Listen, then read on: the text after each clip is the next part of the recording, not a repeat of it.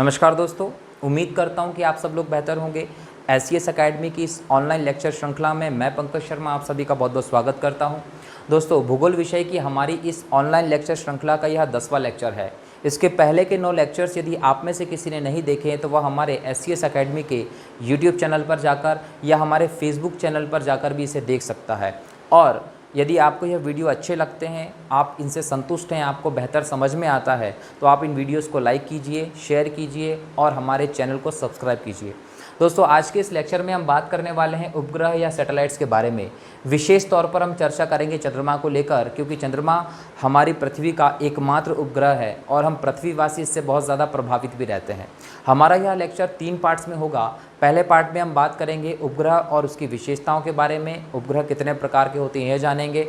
Second part में हम बात करेंगे चंद्रमा की कुछ मूलभूत विशेषताओं को लेकर, और पार्ट 3 में हम बात करने वाले हैं चंद्रमा के वायुमंडल, उसकी घूर्णन और परिक्रमण गति, चंद्रमा के जो कलाएं होती हैं कि किस प्रकार चंद्रमा काला चांद बन जाता है और पूर्णिमा का पूरा चांद बन जाता है, तो ये कैसे होता है हम इसको जानेंगे इस लेक्चर में।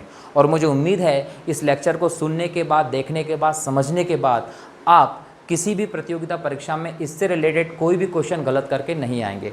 निस्संदेह आपका सारा जो इसका बेसिक है वो क्लियर हो जाएगा। तो दोस्तों, शुरू करते हैं आज के इस लेक्चर को। सबसे पहले देखते हैं कि उपग्रह क्या होता है। उपग्रह दोस्तों ऐसे पिंड होते हैं जो अपने ग्रह के चारों तरफ चक्कर लगाते हैं। इनका स्वयं का कोई प्रकाश नहीं होता, यह सूर्य के प्रकाश से ही प्रकाशित होते हैं, जिस प्रकार से कि ग्रह सूर्य के प्रकाश से प्रकाशित होते हैं। उपग्रह 2 प्रकार के होते हैं, एक कृत्रिम उपग्रह और दूसरे प्राकृतिक उपग्रह। यदि मैं बात करूं कृत्रिम उपग्रह की, तो ये ऐसे उपग्रह होते हैं जो मनुष्य द्वारा निर्मित होते हैं। मानव अपनी विभिन्न आवश्यकताओं के लिए इन उपग्रहों को बनाता है और अंतरिक्ष में स्थापित करता है। इन उपग्रहों को PSLV और GSLV अर्थात PSLV अर्थात पोलर सैटेलाइट लॉन्चिंग व्हीकल और GSLV अर्थात जियो स्टेशनरी सैटेलाइट लॉन्चिंग व्हीकल के माध्यम से अंतरिक्ष में स्थापित किया जाता है।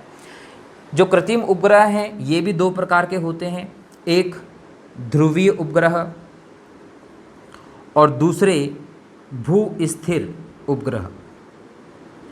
यदि बात करें ध्रुवीय उपग्रहों की, तो ये ऐसे उपग्रह हैं जो 800 किलोमीटर की ऊंचाई पर स्थापित किए जाते हैं और इन्हें PSLV के माध्यम से स्थापित किया जाता है। यह उपग्रह हमें धरती की पृष्ठभूमि या धरती की सतह पर जो भी स्ट्रक्चर्स हैं, बोलने का मतलब नदियां हों, पर्वत हों, पठार हों, झील हो या चट्टानें हो, इन सब की जानकारी देते हैं।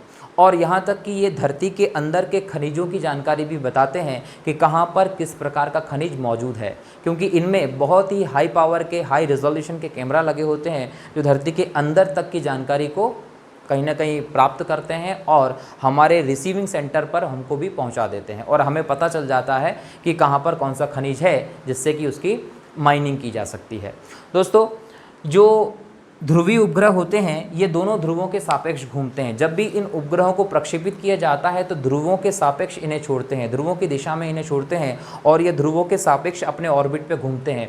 उत्तरी ध्रुव से दक्षिणी ध्रुव, दक्षिण ध्रुव से उत्तरी ध्रुव, इस प्रकार से धरती के चारों तरफ चक्कर लगाते रहते हैं। यदि भारत की बात करें तो भारत में इन उपग्रहों के लिए IRS अर्थात इंडियन रिमोट सेंसिंग सैटेलाइट कहा जाता है और ये उपग्रह प्रारंभ में कजाकिस्तान के बीकानूर नामक जगह से प्रक्षेपित किए जाते थे, क्योंकि जो कजाकिस्तान है वो भारत के जस्ट ऊपर स्थित है, इसकी सीध में ही, इसलिए हम कजाकिस्तान के लॉन्चिंग सेंटर से इन उपग्रहों को लॉन्च करते थे। वर्तमान में ठीक उसी प्रक्रिया से आज हम आंध्र प्रदेश के श्रीहरिकोटा के सतीश धवन अंतरिक्ष केंद्र से इन उपग्रहों को प्रक्षेपित करते हैं। दोस्तों, ये जो उपग्रह है ये धरती के दोनों ध्रुवों के सापेक्ष एक निश्चित ऑर्बिट पे घूमते हैं। ना 1 इंच इधर हो सकते हैं, ना 1 इंच इधर हो सकते हैं, बस उसी ऑर्बिट पर निरंतर चक्कर लगाते हैं और जो भी डेटा एकत्र करते हैं वो हम तक पहुंचाते हैं। ये उपग्रह पूरे 103 मिनट में एक चक्कर पूरा कर लेते हैं और 24 घंटे में पूरी पृथ्वी के ध्रुवों के सापेक्ष 14 चक्कर लगा देते हैं और हमें पूरी जानकारी प्रदान करते हैं। अब बात करें भू स्थिर या जियो स्टेशनरी सैटेलाइट्स की, तो ये जो सैटेलाइट्स होती हैं ये पृथ्वी के साथ साथ उसकी ही गति से चक्कर लगाते हैं। इन सैटेलाइट्स को दक्षिणी अमेरिका के उत्तरी तट पर स्थित फ्रेंच गुयाना यहाँ से प्रक्षेपित किया जाता है और चूंकि पृथ्वी पश्चिम से पूर्व वेस्ट टू ईस्ट घूर्णन करती है, इसलिए इन उपग्रहों को भी पश्चिम से पूरब की तरफ अर्थात पूरब की दिशा में प्रक्षेपित किया जाता है ताकि ये पृथ्वी की गति से मेल खा सके। दोस्तों, जब भी हमारा जो भारत का उपग्रह है वो यहाँ से प्रक्षेपित किया जाता है तो वह लगभग 22 मिनट में अफ्रीका से होते हुए भारत के इस क्षेत्र पे यहाँ तक पहुँच जाता है। और जैसे यहाँ आता है तो भारत के कर्नाटक के हासन में एक रिसीविंग सेंटर है, वहाँ से हम इसे अपने कंट्रोल में ले लेते हैं। और वहाँ से जब ये हमारे कंट्रोल में आ जाता है तो प्रारंभ में यह पृथ्वी के 3-4 चक्कर लगाता है। बिकॉज ऑफ सेंट्रीफ्यूगल फोर्स ये धरती के 3-4 चक्कर लगाता है। उसके बाद हम इसे एक निश्चित स्थान पर स्थिर कर देते हैं अर्थात स्टेशनरी कर देते हैं। ये उपग्रह जो है ये GSLV के माध्यम से प्रक्षेपित किया जाता है और लगभग 35,800 किलोमीटर की ऊंचाई पर हमने हमारा एक 3D कार्टोसेट उपग्रह स्थापित किया है। यह 74 डिग्री पूर्वी देशांतर पर स्थित किया गया उपग्रह है हमारा। और ये हमें मौसम के पूर्वानुमान में, इसके बाद न्यूज़ में, कम्युनिकेशन में आदि चीज़ों में हेल्प करता है। दोस्तों, ये जो उपग्रह है इसको जैसे हम स्थिर करते हैं तो ये जिस स्थान पर स्थिर किया जाता है वहीं पर रुका रहता है, स्टेशनरी रहता है और पृथ्वी की घूर्णन गति के साथ साथ इस प्रकार से चक्कर लगाता है। इस उपग्रह से हमारा पूरा भारत कवर होता है। दोस्तों, तो ये ध्यान रखना है कि ये लेटेस्ट 3D उपग्रह जो है वो हम लोगों ने पहुँचाया था अंतरिक्ष में। और जो जियो स्टेशनरी सैटेलाइट्स होते हैं इन्हें हम कहते हैं इनसैट सीरीज़ के जो उपग्रह हैं वो होते हैं ये इंडियन नेशनल सैटेलाइट सिस्टम जो है वो इनसैट का फुल फॉर्म होता है। उसके तहत ही हम इसकी सीरीज़ है पूरी इनसैट 1, इनसैट 2, इनसैट 3। तो ये पूरे उपग्रह हम प्रक्षेपित करते हैं। कहाँ से करते हैं? फ्रेंच गुयाना से पूरब की दिशा में करते हैं ताकि पृथ्वी की जो गति है, घूर्णन गति, उससे मेल खा सके। तो ये दोस्तों ये उपग्रह का पूरा एक सिनेरियो है, पूरा एक परिदृश्य है जो कृत्रिम उपग्रह को हम देखते हैं। इसके बाद हम बात करते हैं प्राकृतिक उपग्रहों की। जो प्राकृतिक उपग्रह होते हैं वो ग्रह निर्माण की प्रक्रिया में शेष बचे अवशेष भाग हैं। बोलने का मतलब कि जब हमने ग्रह वाले चैप्टर में ग्रहों की चर्चा की थी कि ग्रह कैसे बने थे तो हमने देखा था कि एक किसी तारे से बहुत बड़ा द्रव्यमान अलग हुआ था और उस द्रव्यमान से 8 ग्रह बन गए थे। दोस्तों, 8 ग्रह बनने के बाद उस बड़े से द्रव्यमान का जो बचा अवशेष भाग था उससे उपग्रहों का निर्माण हुआ है। और जो उपग्रह जिस ग्रह के ग्रेविटेशनल फोर्स में आ गया वो उसके चारों तरफ चक्कर लगाने लगा और वह उसका उपग्रह बन गया।